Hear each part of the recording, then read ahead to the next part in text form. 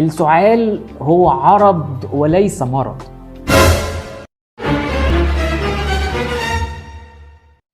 أنا مش بعمل دعوة ضد أدوية السعال، بس أنا عايز أقولك حاجة مهمة جدا. السعال هو عرض وليس مرض، فأنا لما باخد مهدئ للسعال أنا كده بعالج العرض وبسيب المرض أو المشكلة الأساسية اللي بينتج عنها السعال ده.